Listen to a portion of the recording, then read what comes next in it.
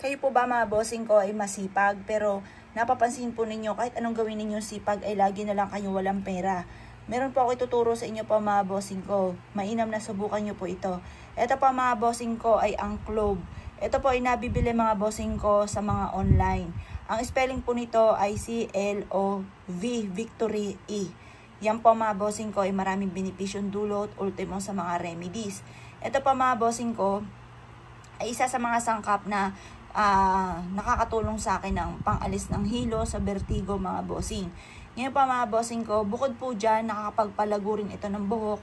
At bukod po dyan mga bossing ko, ito po ay nakakatulong din na nakakaalis din daw po ng wrinkles.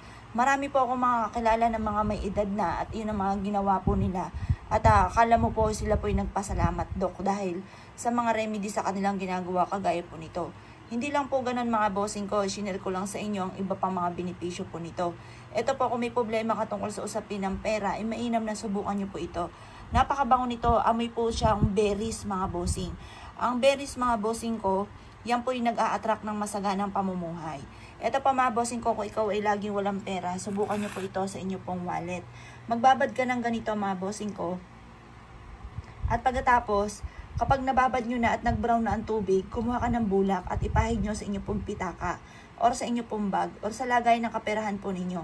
At pagkatapos mga bossing ko, habang pinapahiran nyo ng bulak mga bossing ko ng katas nito, pero wag masyadong madami kasi masyadong mababasa yung inyo pong wallet. Yung panakto lamang, parang nag-aalis ka lang po ng dumi ng mga alikabok. Ngayon po mga bossing ko, sabihin nyo po dito, sa pamamagitan ng pampaswerteng aking ginagawa, ay siksikliglig at umaapaw at maraming biyaya ang darating sa akin.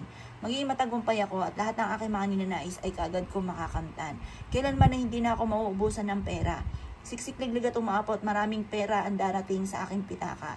Dadaloy na parang tubig ang kaperahan sa aking mga palad. Ganoon pa mga bossing. At kailanman na hindi na ako mamumblema tungkol sa usapin ng pera. Bukod sa inyong pagiging masipag at matyaga, ay mainam na subukan nyo po ito. Kayo mismo ay maa-amaze sa dami ng mga blessing na darating matapos nyo po itong gawin.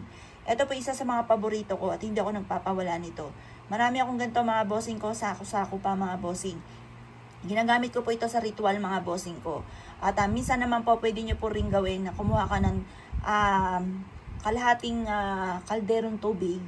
Pakuluan nyo po ito. Pag mainit na, saka nyo ilagay yung ating clove.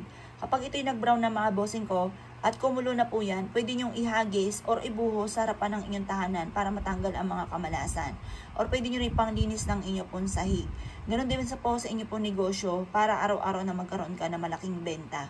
Kung never nyo pa itong hindi nagagawa, isubukan nyo po ito. At ito po yung makakatulong upang sa ganon, higit ka na swertehin lalo na tungkol sa usapin ng pera. Kaya kung kayo naniwala at nais po itong gawin, ay siya mga boss. Good luck po sa inyo po lahat.